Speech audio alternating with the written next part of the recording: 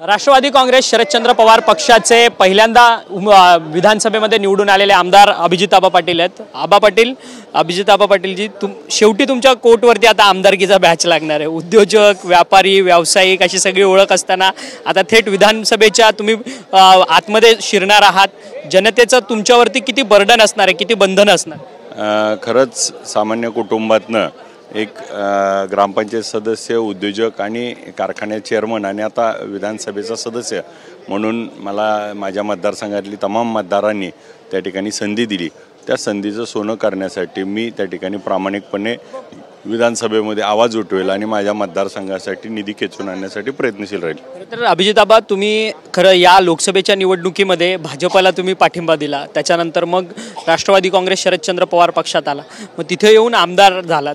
भाजपमध्ये होतात म्हणजे भाजपला ज्यावेळेस पाठिंबा दिला त्यावेळेस शाश्वती नव्हती का आमदार होण्याची वगैरे काही? नाही, तसं नव्हतं, परंतु मी पाठिंबा दिला त्या कारण माहिती आहेत सगळ्या महाराष्ट्राला आणि त्या ठिकाणी पवारसाहेबांच्या विचाराचा तो मतदारसंघ आहे। पवारसाहेबांवर प्रेम करणारी लोक आहेत, आम्ही देखील प्रेम करतो, म्हणून त्या मतदारसंघात साहेबांसोबत राहिलो आम्ही। खरं तर अजित पवारांच्या पक्षाकडनं सातत्याने सांगितलं जातं आहे की आता तुमच्या पक्षातून जे निवडून आलेले 10 आमदार आहेत शरद पवार गटातले, ते कुठेतरी संपर्कात आहेत म्हणून, म्हणजे अजित पवारांच्या संपर्कात आहेत। तुम्हाला अजित पवारांनी काही पर्सनली संपर्क साधलाय का, व्यक्तिगत संपर्क साधलाय का, फोन केलाय का? मला फक्त निवडून आल्याबद्दलच्या शुभेच्छा मिळाल्या, त्यानंतर काही फोन नाही।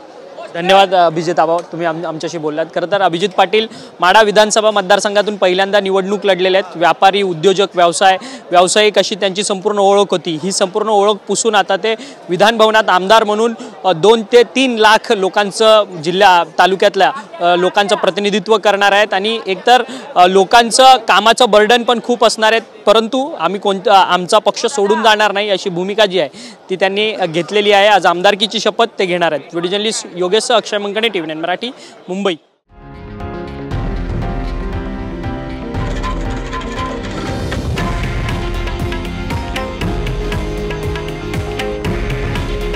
हे आहे देशातील नंबर 1 न्यूज नेटवर्क आणि आपण पाहत आहात TV9 मराठी।